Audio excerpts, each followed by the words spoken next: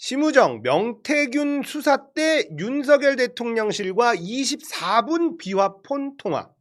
심각하죠? 심우정 검찰총장과 김주현 민정수석이요. 검찰의 명태균 의혹 수사가 본격화되던 지난해 10월 비화폰으로 두 차례 통화한 사실이 확인됐습니다.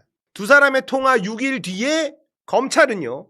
김건희 주가 조작 의혹을 무혐의 처분을 해줬어. 공교롭다. 공교로워. 그리고 왜 비화폰으로 하지? 민정수석이 비화폰으로 검찰 수장과 통화한 사실 이 자체가 충격적인 겁니다. 검찰총장이 비화폰을 받아? 윤석열 대통령실과 심우정 총장의 직거래 의혹이 불거질 것으로 보이고요. 윤석열 정부 들어 검찰총장에게까지 비화폰이 지급됐다는 사실도 처음 확인됐다. 말이 안 되죠. 심 총장과 김 전 수석은 지난해 10월 10일, 11일 비화폰으로 두 차례 통화했는데 심 총장은 지난해 10월 10일에 김주현 민정수석한테 전화를 겁니다. 심우정이 김주현한테 전화를 걸어서 12분 32초간 통화를 합니다. 그리고 다음 날 민정수석이 심우정한테 전화를 걸어서 11분 36초간 통화를 합니다. 자, 이거 남자분들은 확실히 공감되는 건데요. 다 큰 어른들끼리요 전화통화에서 12분, 10분 이상 통화한다? 중요한 일 아니면 이럴 일 없습니다. 없어요. 남자들끼리는. 통화를 수다를 안 떨어요. 근데 비화폰으로 했잖아. 이거는 굉장한 큰일이 벌어진 겁니다. 그야말로 대통령실이 검찰에 뭔가 요구를 하고 화답을 하고 이렇게 의심하는 게 너무나 당연한 거예요. 무슨 말도 안 되는 해명을 막 하는데 그거 믿는 사람 아무도 없습니다. 대한민국 평범한 남자들은요. 그런 일상적이고 의례적인 대화를 10몇 분 동안 하질 않아요. 그걸 비화폰으로 하나? 그걸 비화폰으로? 말 같지도 않은 소리를 변명이라고 하고 있습니다. 자, 거기다가 이 시점도 굉장히 문제가 있습니다. 두 사람 통화가 이뤄진 시기, 창원지검이 이른바 명태균 게이트 수사를 본격화하는 동시에 명태균이 대통령 탄핵까지 언급하는 그 시점이에요. 그때 통화를 합니다. 자, 검찰 니들이 이거 명태균 좀 덮어야 되는 거 아니냐? 라는 내용을 주고받지 않았을까라는 의심을 하기에 충분하죠. 그런데 또 공교롭게도 6일 뒤 10월 17일에 검찰은 김건희를 무혐의 처분을 해버렸어. 이야, 참 공교롭다.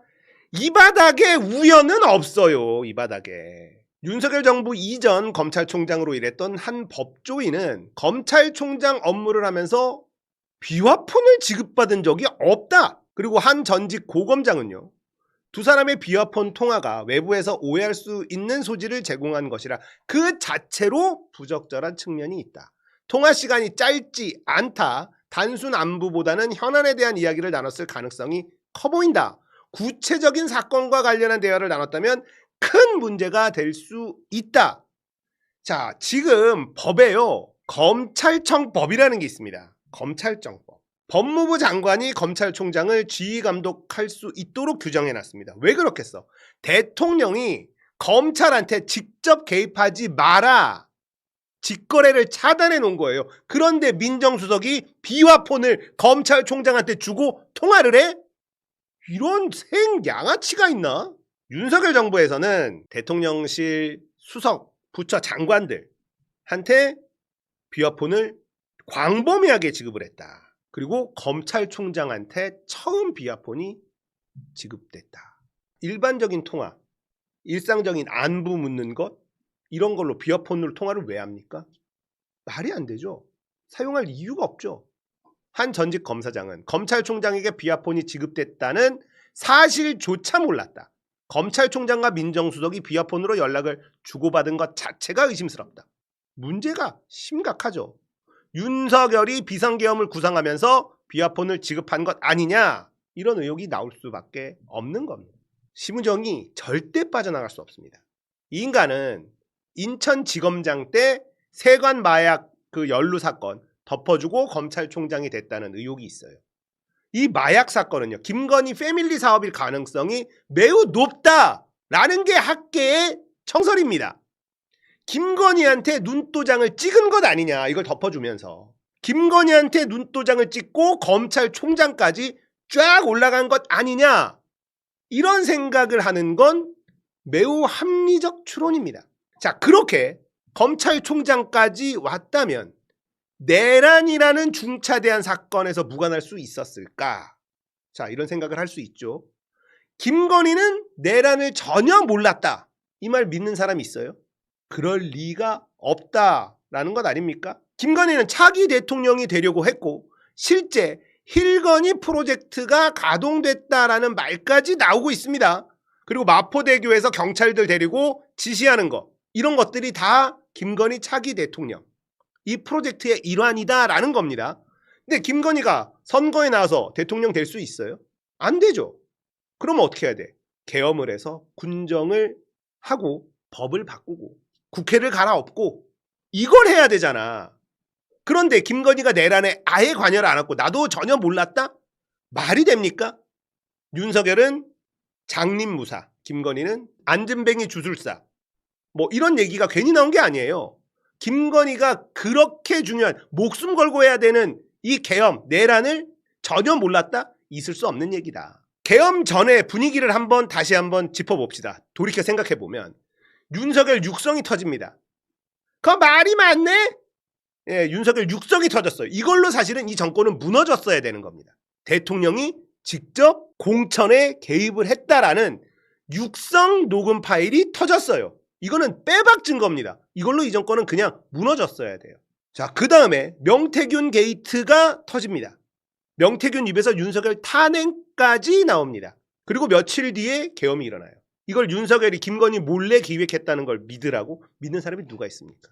실제로 명태균 입에서 뭐가 터질지 모르니까 빠르게 계엄을 시도한 것 아니냐라는 얘기는 오래전부터 나왔던 얘기입니다. 심우정은 김건희 패밀리, 이 마약 비즈니스를 도운 보상, 이걸로 검찰총장에 올랐다면요, 내란에도 개입했을 가능성이 매우 농후합니다. 윤석열을 풀어줬잖아요. 즉시항고를 안 했잖아요. 의심할 수밖에 없는 겁니다. 그런데 이런 아주 민감한 시기에 김주현 민정수석과 비화폰으로 통화를 했다? 그건 빼박이죠. 빼박이에요. 근데 심우정 진짜 이것도 등신인 게, 처가가 동아연필입니다. 우리가 아는 동아연필. 동아연필 딸이랑 결혼을 했어요. 처가도 어마무시한 부자예요. 거기다가 본인은 잘 나가는 검사입니다. 근데 그 알량한 출세에 눈이 멀어가지고 윤석열, 김건희 똥꼬 빨다가 인생 좆된 거예요. 그냥 뭐 하는 짓입니까 이게. 윤석열이 검찰을 확실하게 조져놨고요, 심우정이 문을 닫는 역할을 한다라는 생각을 합니다. 자, 이런 상황에서요, 임은정 부장검사가 국정기획위 전문위원으로 합류합니다. 이거 진짜 마음에 들죠. 새 정부의 검찰개혁 밑그림을 그리는데 핵심적 역할.